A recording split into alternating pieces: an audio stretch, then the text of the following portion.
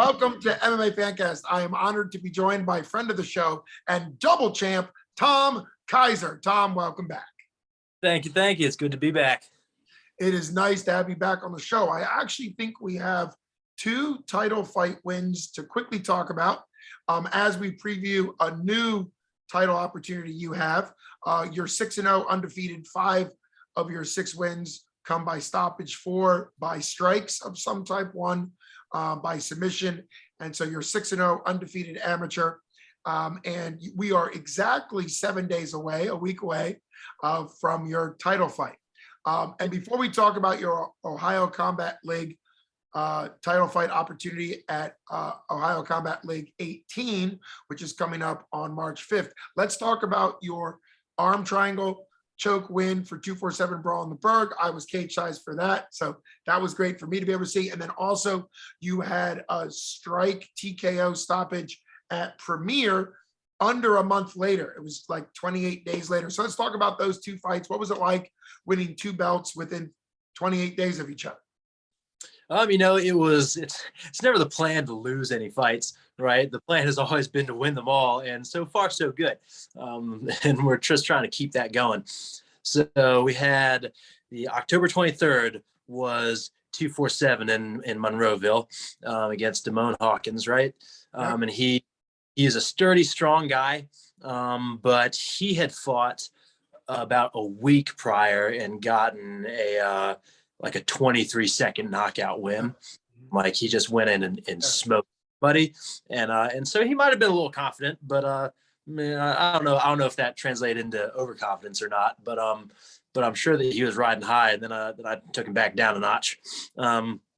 He jumped right back, which is cool to jump right back into it just a week later. That takes stones. Right. And that's a real competitor to do that. So, hats off to him for doing it and stepping in with me. Let's see, that fight went pretty well. That was like the kind of middle end of the 3rd round. Yep. I got triangle. The grappling was really there in that fight. Damone was pretty fast with the hands. And so we didn't really strike too much out in the open. But I had him pressed up against the cage for a lot and got several takedowns. His jiu-jitsu was a little bit better than I'd kind of expected. He was able to scramble out of 2 situations where I kind of lost him and just went, crap. Like that was a opportunity. It just kind of slipped through my fingers. But the 3rd round, I could tell that he was getting tired, and cardio has never been a problem for me. I believe that it's a weapon to be used against anybody. Like if you're not in good enough cardio shape, then you're selling yourself short, right? Right. Especially I'm trying to do this professionally, right? Like I have to be ready for 5-minute rounds, 3-minute rounds. If I'm gassing out for that, then I'm clearly not ready to take it to the next level. I'm barely ready to be at the level that I'm at. So we've always made sure that has never been a problem. And like I said, it is a weapon. You can tire people out, and they make mistakes, they slow down, and they look for a way out. And I think that's kind of what happened a little bit, was that Damone might have realized that barring a flash knockout, he wasn't going to win that fight because he'd already lost 2 rounds. And in the 3rd round, I came out, and my plan was to kind of stand up and actually out in the open and strike with him. But because I felt a lot more comfortable, especially with a 2-round lead. I mean, it's pretty easy to feel comfortable there. And then the leg just presented itself, like the opportunity was there. And why would I, I'm not so prideful that I just look at an opportunity like that and like, no, I think I'm going to try and stand up with him and knock him out. I said, no, I think I'm going to try and go for the win and go for the finish. And so I took him down again and landed right in a half guard, I believe. And I was riding across his body, and I went to go for not a Darsam, a Von Flue choke. Yep. And triangle that was actually, I guess, a Von Flue choke because I was across his body like that. And I didn't really realize the angle that I was at. So I didn't think he was about to tap. I thought that I had a little bit more work to do. And then the ref called me off, and I was like, oh, I won. All right. Woohoo. And so that, I mean, that was nice. It's a great win. It's always, I mean, it's always good to go for the finish. I had somebody ask me, they said, "Oh, you had a 2-round lead and you were about to, win on decision, kind of why bother trying to finish it?" I said, why wouldn't I? Yeah. That's the point, right? Even in wrestling, points was never enough, right? I want to pin somebody. I want to win in the most definitive way possible, right? A decision is somebody else deciding that I won. I want there to be zero doubt, and the next one that was for Premier in Kentucky, November 20th, it was like 28 or 27 days right after that one, was kind of the same thing. That one was a healthy TKO with the strikes that was seconds away from getting stopped at the end of the first round, and got stopped at the end of the second.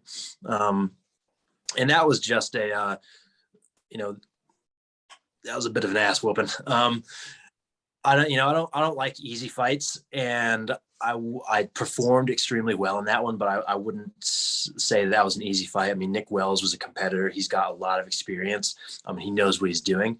But I was so ready for that one, and things just came together kind of the right way, that I was really able to show up and show off a little bit. And so I'm not trying to say that Nick shouldn't have been there or anything. He definitely should have been there. I was just on that night. I was firing all 8 cylinders, full tank of gas. I felt great. And it showed. I mean, I spent 2 rounds, dominating it in the, out in the open, out in the strikes, the kind of area where people wouldn't expect a wrestler to be good. But the whole point is kind of to be good everywhere. I don't want to be a one-dimensional fighter and have people just go, "Oh, he's just gonna take him down and control him and get his win that way." I'm not here to be a Ben Askren type. Fans don't really appreciate it. It's effective, which there's nothing wrong with that, but there are other ways to be effective that are just as easy for me if I put in the work. I don't have to fall back on just something that I've been doing for years and years and years. That's not actually what I'm doing now. Wrestling is its own thing, and you can win fights like that. But A, I'd like to be exciting, and B, I want to get those finishes. Wrestling is a great way to control people and an awesome tool to use, and one of the best ones to have in the box. But as far as finishing fights, the wrestling moves don't finish the fights. The positions that you get to with the wrestling moves are what'll finish the fights. And I was able to do that very well in that fight, and I was happy with my performance. The other thing about that one is Kentucky allows knees to the head, and I had 2 of those, 2 really big ones that did a lot of damage, which is a little bit sad that I'm not going to be able to use those again in the next fight in Ohio, because they were so useful. But soon enough, it'll be, knees, elbows, and head kicks. And that's what I'm looking forward to. I think that I'm going to really excel in those areas, probably right as I'm going pro, to be honest, because we've been doing a lot of work on them. And something about that distance that is just more comfortable for me. I can see it even easier than I can see the strikes all the way out in the open. Pick apart those holes and find the opportunities, which is kind of cool. So I'm excited to be able to use those soon. Well, you're kind of talking about sort of the 3 ranges. You're at distance, middle range, and then sort of in a tie range, where you're tied up, clinch range or dirty boxing range. There's a couple different terms for it. And it sounds like you're saying, in your experience now, that knee and elbow range, which I say would be kind of mid-range to clinch range, they're also good in the clinch. They can be in that range. Sounds like you really are starting to kind of see what your skill level is there. Now, you mentioned, and you gave wonderful breakdowns of all the fights. You did mention, I believe, not that I would ever call into question what the double champ says, but you referred to your submission win as a Von Flue choke. I believe it wasn't, because he didn't have you in guillotine, and the Von Flue is technically a very similar choke from crossbody, from a opposite side crossbody, like going across the person, but that's if he was holding on to your head. You actually did an arm triangle choke. But it set up, you set it up more from the Von Flue side, which is why it kind of felt like a Von Flue. And if you want to call it a Von Flue, go for it. But it You know, was, or depends on who you talk to. oh, really? Okay, well then I could be wrong. I bet it is. I know with the Americana, it's also called a key lock. Wrestlers call it a key lock. BJJ guys call it Americana. So there's a lot of different terms for different things. So completely cool. What I really liked about your submission over Damone Hawkins is, one, it makes no sense to ever question why somebody would want to finish a fight ever. I know that you're not the biggest fan. We'll get there. You're not the biggest fan of the Triple C in the UFC. Now he's retired, but I would hope you're a fan of Mighty Mouse and his professionalism and how dominant he was. But he holds the record of that incredible slam takedown into an armbar masterpiece that you can't even, you couldn't even sketch it up. It's insane to even think he did that. And I think he landed it with 2 or 3 seconds left in a 25-minute fight. And he was dominating every round. And he said the same thing, that he saw the opportunity. Now, he also admitted that with under 10 seconds, he knew that if it didn't work out, he'd be fine, right? He wasn't going to try that kind of risky move with 5 minutes left in the round, because he could end up on the bottom. So, but I think if Mighty Mouse can be still hunting for ridiculous submissions right towards the end of a dominant fight, I think it's good for the mind. And obviously, like you said, it's also good for your performance. I will disagree with anybody who said Mighty Mouse wasn't an exciting fighter. It's kind of a shame that he never got his credit in the UFC. But anyhow, so as far as what you did to Damone Hawkins, I think that's the right attitude to have. And you also used a takedown that's a pretty, like you said, pretty good for you, into a dominant position with a finish. So I think that's kind of really smooth. On Nick Wells, what do you think made the difference in 28 days? You mentioned with Damone Hawkins that you weren't necessarily, which is smart, you go for the win, you weren't necessarily going to spend a lot of time at range. And then against Nick Wells, you did. What was kind of different in those 28 days where the at range was kind of a different fight for you the second time? So one of them was definitely just comfortability in the cage, which I'll come back to in a second. But the one of the big things was it was a reach difference between the two. You know, Damone Hawkins definitely had reach on me, but Nick Wells did not. And so it was really, really easy to come in on him. And also once I really put the pressure on, he started backing up a lot. And that just kind of fed into what I was doing. And then he went for a takedown that you know, might have been a little ill-advised. I mean, I know that he back was up against the cage, but I'm probably not somebody that you want to try to take down. Very strong hips. Don't tell the next guy that. He can try.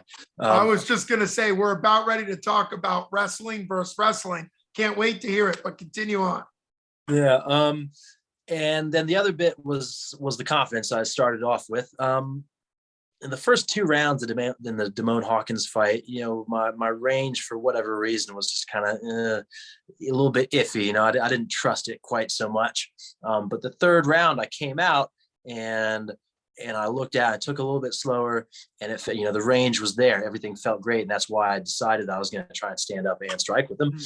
Then, you know, opportunities present themselves, and if things don't always go to plan, you know, it was a better opportunity. So I took it. And then in the Nick Wells fight, I came out and it started off almost like right at the, so it was almost like I picked up right where I left off the Damone Hawkins fight. I came out and I was immediately comfortable with my range and distance. And let's see, I'm trying to remember exactly how that first round went, as I know that I scored a good outside leg kick on him. And then I think right after that was when I pressed in hard and got him jammed up against the cage, and he went for the takedown. And that's when, you know, when it really started going to work. But walking out that time, everything just felt so good and right. And there's no substitute for that. You know, the way that you get that is experience in the cage. Right. And even though I've had 6 fights, it really hasn't been that long. You know, I've only had one go the distance, right? And these are still only 3-minute rounds, right? So I had one that still wasn't even 10 minutes. Right. So that does not translate to a ton of time in the cage. And that's kind of something that wrestling makes up for. You know, I'm used to being out on the mat in front of people. And so I don't really get nerves in that way. And as far as the crowd being in public goes, but I will get a little bit of nerves or I did before have some nerves on the striking, because I guess I just didn't have enough confidence in it. And now that we've been working on it for so long and so hard, that I mean, it showed in that November fight that I'm now comfortable there. And it's been 3 months since then, so it's only gotten better. I mean, we've done a lot of work on specifically that area, and so if even if I came into this next fight picking back up right where I'd left off after the Nick Wells fight, I think that I'd be doing good. But I'm going to pick back up somewhere way ahead of that now, and be doing even better, which I'm excited about. I mean, the whole point is to improve every time you see me, and that's what we've been doing. And it's I can feel it. It shows. I think that it showed in the last 2 fights really well. I mean, 2 finishes against tough guys, and I think here in a week I'm about to get another. Well, you have caught us all the way up to your opportunity to become triple champ, and it's a really great opportunity. You're going out to the Ohio Fight League, and you already mentioned some of the rules will be a little different because you're still at the amateur level. Every state has slightly different tweaked amateur rules. However, you are going up against all of your opponents have been tough. That's how you get better. And you mentioned wanting to kind of stay at the same trajectory you were on against Nick Wells. You're going up against Alonzo Turner, who's 5-1, 6 fights, kind of the same experience level as you. Also a collegiate wrestler. Looks like he wrestled at Findlay and Notre Dame College, and is kind of, at least from what I found on him, is known to be a wrestler. His Tapology picture is him pretty yoked at a wrestling. You probably saw it. Yeah. Done my homework. I'm sure you have. And so what's it like? You already kind of mentioned your confidence against Nick Wells when he shot for a takedown, that you have great counter wrestling, which is super underrated, I think, a lot. Like, you have to go way back, 10, 15 years to the Iceman Chuck Liddell, but he was a good wrestler who never used it, but he used it in counter wrestling so he could stand up. Some people forget that, and they think, oh, he was just a brawler, but actually he wasn't. Yes, he became a brawler and he was great at it, but he was actually a wrestler that made people stand with him. So I think that's a tried and true method that's very good. But obviously, looking at him, you've done your homework. Why fight Alonzo Turner? Clearly, you guys are both studs. You both have a lot of experience. You both have dominant wrestling experience and really great amateur records. So take it from there. Well, I mean, I think that regardless of the matchup, of wrestling versus wrestling, I think that mine's probably going to be a little bit better. And that's, who knows, maybe that's overconfidence, but I've worked with a lot when I still do work on my wrestling. And it's my style especially is great for MMA, because I excelled at upper body tie-ups against people larger than me. I mean, I don't think we went over it too much, but my my collegiate wrestling experience was nothing to shine light on. I was relegated to essentially a practice partner. And part of the reason was I was too strong for my own size. I wrestled at 165, but I was much bigger than I am now, and I was a weight room stud, but I was slow for my own size. But what my coaches would do is I'd be a heavyweight 197, 184 practice partner, because I was so strong that I could go with those guys and give them good work and still be a little bit faster. And I have the cardio gas tank to kind of push them. So again, my wrestling career didn't pan out as a Hollywood show or anything, but it set me up really well for what I'm doing now. In the clinch, I've never had a problem with almost anybody that I've even worked with. There might be one guy, but he's a Navy SEAL. That's a little bit different. You're telling me Navy SEALs have some advantages? We got to get back to that, because I can't wait to hear about that story. because that sounds like fun. So, and Jocko Wilco he's a great, I'm assuming you follow him on YouTube. And he does the Jocko Fuel, but he's a legendary Navy SEAL, former commander, but he is a black belt, I think a couple degree black belt, and has great YouTube videos of sort of his training and what he does. He runs a gym, which is kind of funny to think about a former Navy SEAL running a gym, but he really gets into the mindset of what BJJ can do. But anyhow, continuing on with where you're going, we'll circle back to the Navy SEAL story. Yeah. You were saying that you're used to being against stronger opponents. So now at your weight class, you don't feel like you're out strength at any time. I think no, we're not, and it helps with the defense, especially. Strong. Even if I get somebody that's got more horsepower on me in on my legs, I'm used to that. I'm used to that position. And if you're smart about it, then not only can you score off of their attempt, but you can also chip away at their gas tank pretty big too. Missing a takedown, failing on a takedown that you try for really, really hard takes a lot out of you. If I can force somebody to do that, great. That's just more advantages for me. Against Nick Wells, one of the I think the second round, he tried to take me down from, I was backing him up against the cage again, and he took a shot that wasn't much of a setup, and he kind of dove in a little bit, so his head was already down. I sprawled on him, and I just let him push me all the way across the cage. As soon as my touched the other side, so I can't remember how big that cage was. It was probably 20 feet across, or maybe 25 at the most. But so he had to push my body weight all that way, and as soon as my feet touched the other side, I just spun around to his back.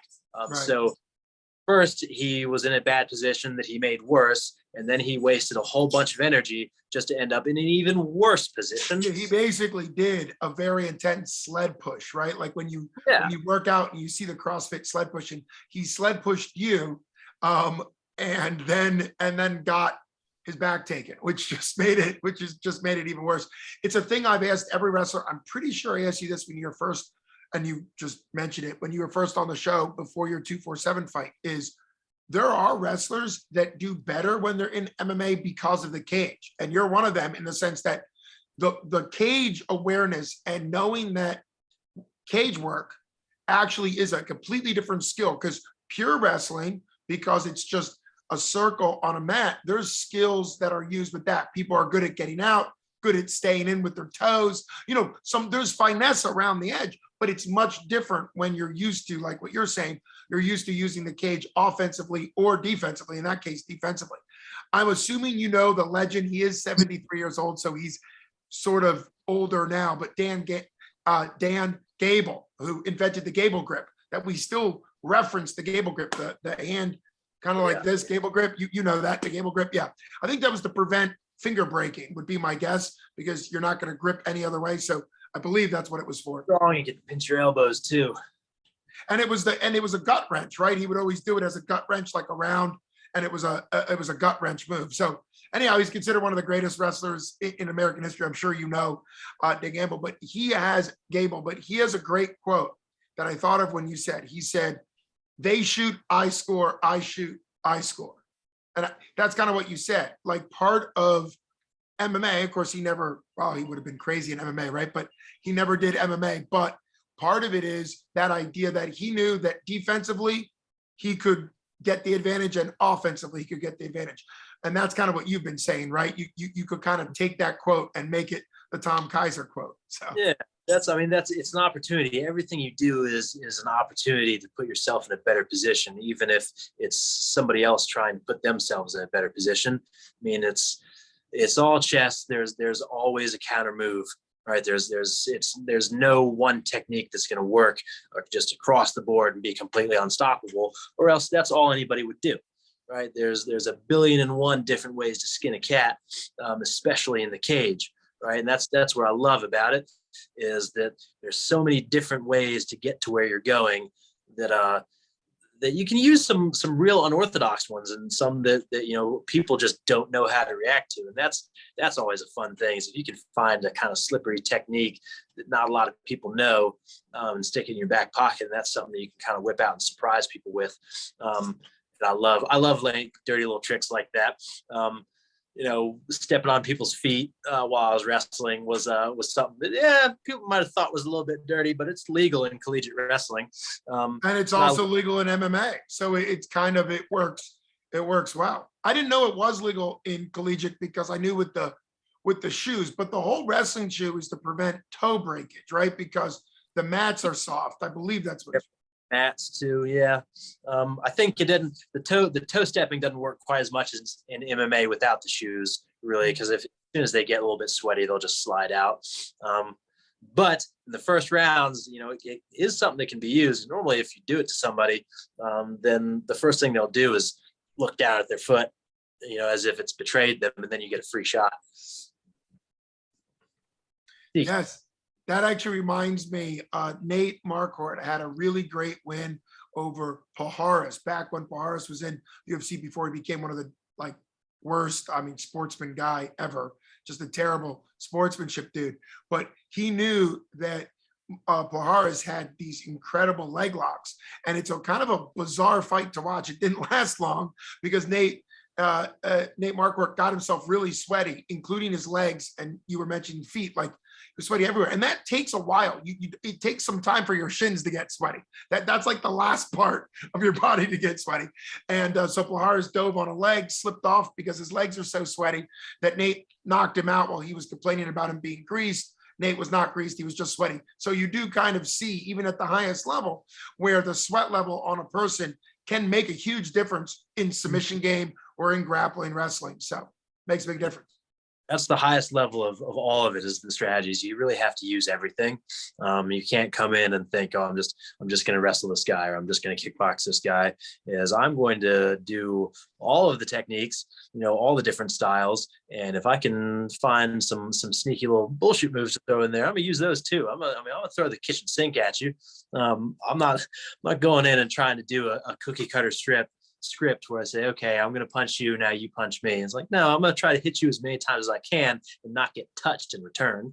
The point is to try to win every situation. My goal is not to be a guy who goes in and says, oh, I'll let you hit me if I can get a hit in. No, I'm never going to let somebody hit me.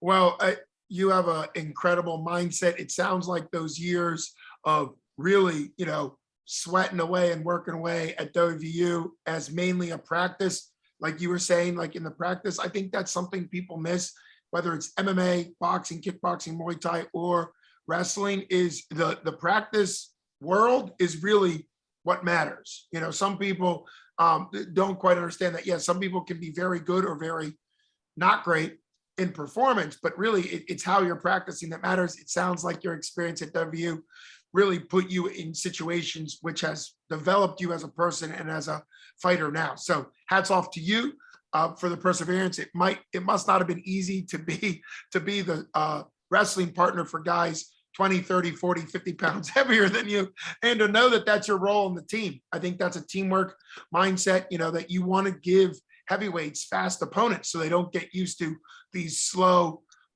lumbering bears, that sometimes happens. So now, obviously, this fight, you've been asked it before, you've been kind of pro ready from the outside perspective with your dominant career. When I interviewed you, I think you were 4-0, then 5-0, now 6-0.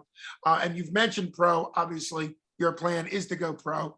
Are you looking at Alonzo Turner as your last sort of test to see where things add up? And what do you want to say about that? Yes. So the next time that you guys see me after this one, barring some kind of really, really good situation, is going to be a pro fight. If anybody wants a rematch, then they're going to have to stack up and go pro to get it.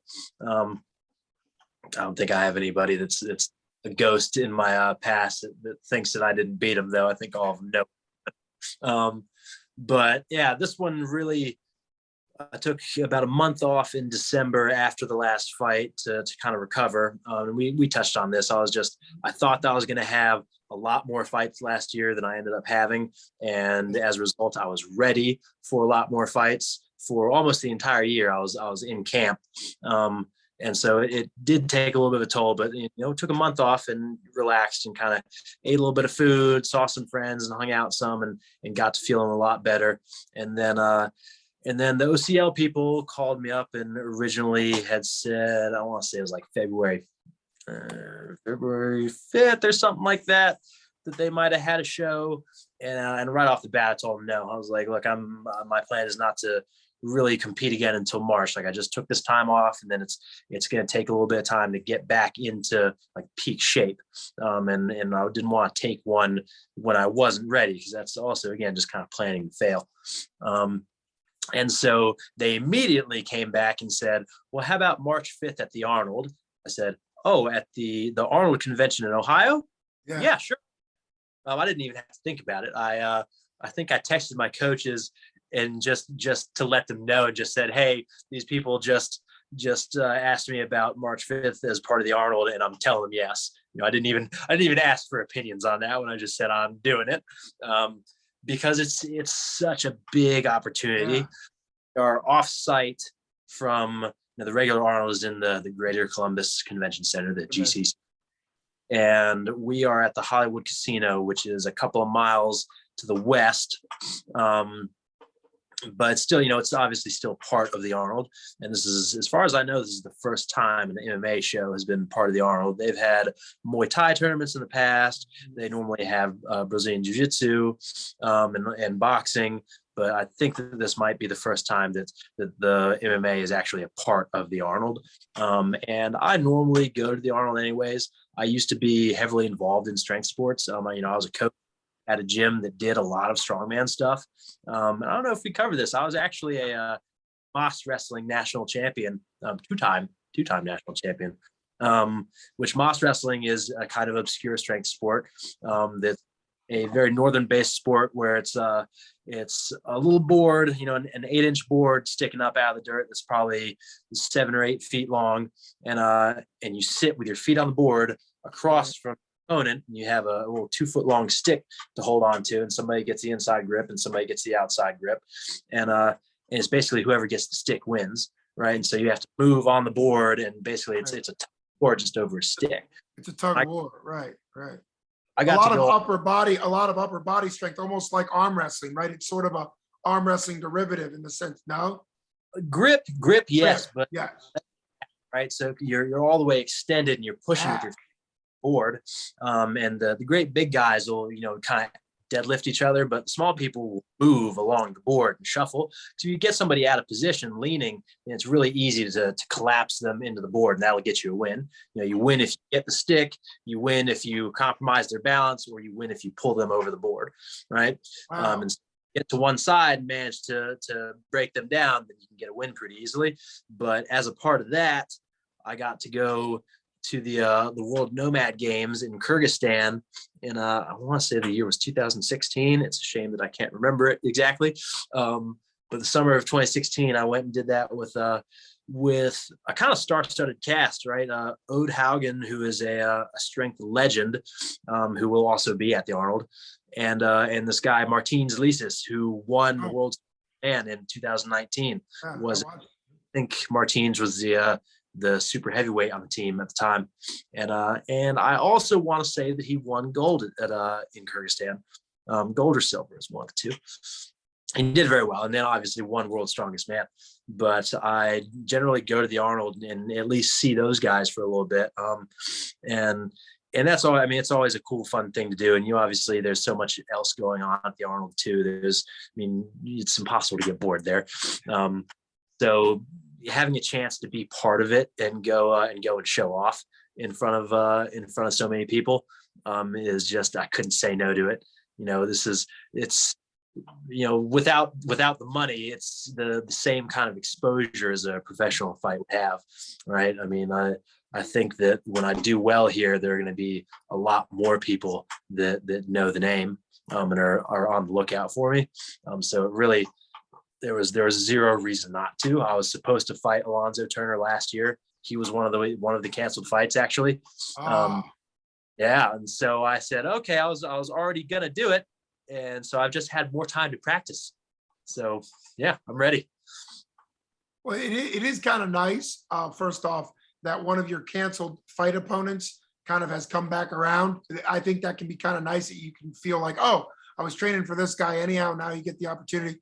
The Arnold Sports Festival and the fact that this is part of it obviously puts you in front of a lot of people who are out there and then see it on their program or their list or itinerary, whatever, that it's a possibility, even with the couple mile difference. So clearly it gives you, I just pulled that up and it looks like they have, you're high up, obviously, as you would expect, you're high up on the card, and they have several different belts going down, and you're one of the last fights to go. So people will really be looking at you. But you've said it here, and I think previously you would say things like, oh, once you and your coaches sort of know where you are, you'll go pro. But you've kind of made a statement today, so I appreciate that.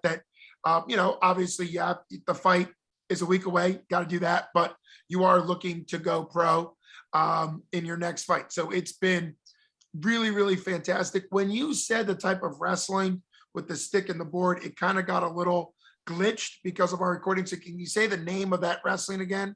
Moss wrestling, M-A-S. Okay. Yeah. See, I think it started actually independently in several different northern areas, but it was kind of test of strength to see who their best rowers were going to be. Vikings. Oh, right. Yeah. I mean, it's all that same kind of pull strength. And I think in Ireland it was called Schwingle. I don't know if I'm pronouncing that right. Who knows? But they did it with a shepherd's staff in Ireland, and it was kind of the same gig. It was an old time test of strength, and you can get the stick right. Well, because you shared about that, which you've never shared about before, and it's obviously more in your strength career.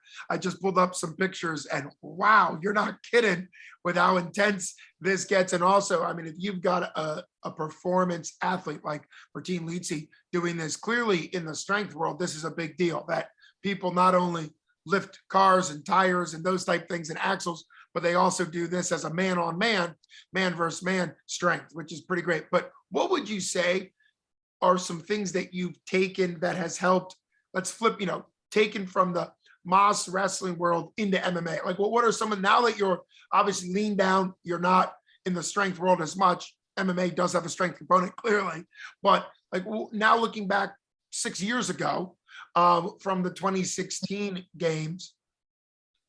Yeah, it's been that long. Yeah, I know. Oh my, I still think it's like 2010, man.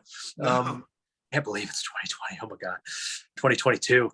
Yeah, you're even wrong there. Yeah, he's still 2 years down. I mean, there's so many different things that they can cross train. You could make the argument that almost anything will teach you something that you could use. But one of the biggest things probably from Moss specifically is movement and grip strength, right?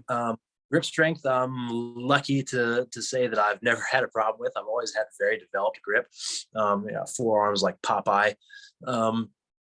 And it's because, I like to rock climb. It's a fun thing for me, and you can't do that with weak hands, weak forearms. I think that I still hold a record for pull-ups at my elementary school. It's like 20.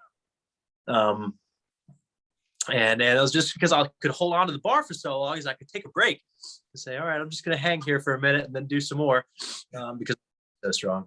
And then in Moss, right, the great big guys kind of tend to out deadlift each other is what they try to do. But the little guys, and man, I learned this the hard way in one of my matches in Kyrgyzstan. The little guys move, especially the good little guys move a lot. And there's actually a lot more depth to that sport than it looks like on the outside. And even if when you start training it, there's a lot more depth than most people know. I mean, I thought that I was doing pretty well at it, in training and everything. And then I went to Kyrgyzstan, and one of the guys I went against just absolutely smoked me. And he was definitely real strong, but it was very clear to me that the reason that he did so is because he knew those positions so much better than I did. I remember I had one where one of the techniques you can do is kind of turn to the side and try to pull the stick down a little bit. You get them off angle. And I didn't realize this quite at the time, but if somebody wises up to that, then they can pull you towards your back because you're laying almost on your side. And it's almost impossible to step back. But this kid knew. And as soon as I turned to the side, he grinned at me and went, "Oh, I got you, sucker," and ripped me back the other way. And I spun off the board. I almost spun off the whole platform. And that was just technique, and that was just movement. I like to be, let's see, I was watching the Joe Rogan show with Valentina Shevchenko. Yeah, it's a great one. And man, I couldn't agree with anything that she said anymore. Like that lady has got a lock on life, like the way that I would like to be doing things. And one thing that they always say about her is that she, her back foot is always up. She's always ready to move. And that's what I try to take into my style too, is whether it be moving forward or out of the way. Standing still is never really what you want to be doing as far as the fight game goes. Because even if you land a couple of shots, then you're just staying in the same place so that you can eat a couple more. If you land a couple of shots and then move, then they're not going to know where to swing. And then you can just land some more shots. I've never seen somebody move so much that it was a problem. I mean, even people like Clay Guida, right? Look at that. All he's doing is popping up and down. And I mean, it looks crazy. It looks insane. When you watch it from the outside, and you got a lot of people probably think there's no way this guy can be a good fighter. But it works. That guy has a lot of success with that. And I'm sure that it's extremely annoying to his opponents, but that's too bad for them. I mean, they came in there and they know what they signed up for, and anybody can do that. That's a legal technique, and it clearly works. Yeah, and the Dominic Cruz method, where Clay definitely used, in his heyday, maybe 10 years ago, I know he's still fighting, I think he still is, but in his heyday, it was a lot. A great fighter. I loved it. The Carpenter, he's a great fighter to watch. He usually would have a mat of blood right here with the hair down and still swinging. What I think what Dominic Cruz show is Dominic Cruz not only did all the stuff you're talking about from Clay Guida, but he also would change his front and back leg, which most people in boxing would have a heart attack and just drop over and be like, you can't do that. But I think in Muay Thai, kickboxing, and MMA, he definitely showed that he was almost dancing while fighting it. He wasn't giving up anything by constantly shuffle stepping, if you could call it that. He was like doing the shuffle step. And I think it also shows that he knew where he was going and his opponents didn't. So as long as he didn't end up at the end of one of their punches, which he actually did against Cody Garbrandt, that's because Cody had been training so much, because Cruz had kept beating the alpha male guys. They were like 0-4. And so they had a lot of tape, they had a lot of experience on what Dominic Cruz would do. And then obviously Cody Garbrandt did it better. But it's really cool. Like you said, I've been a track coach, and I tell people, and my specialty was in field, mainly jumps. And people would say, well, how does like a jump coach go to MMA? Well, it's very technical. Jumping is very technical, and MMA has a lot of technique. BJJ has a lot of technique. Moss wrestling has a lot of technique. And so it's one of these things where once your brain gets used to picking up technique, it gets easier to pick up technique in speed knitting, which I hope doesn't exist. But if it does, speed knitting, right? Like anything with a technique, the better you get good at mastering one technique, you're better at mastering another, because you realize you need to pick up on things. So it sounds like we could talk about obscure sports all day. It's been a real honor having you on. I already hope to have you back on the show when you are Triple C. That way we can talk about you being the Triple C better than Sahuda and your dislike of Sahuda. But I think you called him, what is your main, let's end on this. What is your main knock against Sahuda? Besides the fact that it was great to see him win a gold medal for the Americans. We love the fact that he won that, but what's your main knock against Sahuda? So that way when you're back on as Triple C, we can have a Triple C versus Triple C show off. Oh yeah, make me start a fight against a midget. Little person. Already digging myself deeper here. Little person. It kills me. That Sahuda is such a great wrestler. He went out there and did awesome. in the Olympics, and he won a gold medal. And what was he, 19 when he did so? He was one of the youngest American ever. I Um, think he might have just turned 20, but he was definitely the youngest ever for the Americans. Yeah. I mean, he's super impressive. I mean, the dude worked so hard for it, and he came into MMA and started doing the same thing. Had a couple of weight problems in the beginning, but then man, he started running his mouth. And I'm not the McGregor type. I mean, so the one jab that I've ever thrown at somebody was just now when I said, "You're getting me into a fight with a midget." I really don't that much because of the way that he talks and runs his mouth. And I don't like anybody that does that because I don't like to talk. I like to throw hands because that's, anybody can do this, right? We're sitting here, we've been doing it for 25 minutes back and forth probably. But not everybody can get in there and throw the hands. And do all those techniques because it'll show that kind of thing comes out in the wash, right? If they're all talk, then they'll step in the cage and people will know, they'll find out. Which you can't make that argument against him because he talked that way, but then he still performed. But it's still it's not my game, man. I don't want to be a McGregor that just says stuff to say stuff and does all this posturing crap. I don't need to posture. I need to go out and win fights is what I need to do. And that's what I've been doing. Right. So I'm not talking. I'm just putting my money where my mouth is, right. Instead, and just saying like, look, if you want to talk about it, then fine, but I'm going to be over here ready to prove it. Right. And that's the kind of person I want to be. That's the kind of fighter that I want to be. Like just in every aspect about it. Like I said, there's so many people that talk. There's so many people that say all these things. There's some kid that I know that managed to drag like Charles Oliveira into a Twitter fight, and this kid is a nobody. He's a nobody. Like I mean, but he managed to get a UFC champ like all riled up at him and get this get kind of in his head. When it's like, look, man, you realize if you guys met, then he'd murder you, right? Like, and I wouldn't help you either. I'd just watch it happen and say, "Hey, you had it coming." And that that's just my camp, man. That's what I believe. That's the people that I have around me believe is we're not talkers, we're doers, right? If you want to talk, then all you can't say it better. You can't say it better than that. And I think that also goes to who you are as a person. A lot of times it's better to be consistent in what you say and what you do. So do what you say and say what you do. It's been an honor having you on, Double Champ. Hopefully, best skills to you. And hopefully the next time you're on the show, you'll be Triple Champ. It's been great. Congratulations to you at the opportunity to fight at the Arnold for Ohio Combat League. And obviously, I follow you on Facebook. Shout out to all of your training partners. You post some of those pictures. You can tell everybody's gotten a good workout in, after the workout where everybody's sort of, there. So, yeah, just sweaty messes. It's been really great having you on the show. Thanks for taking time.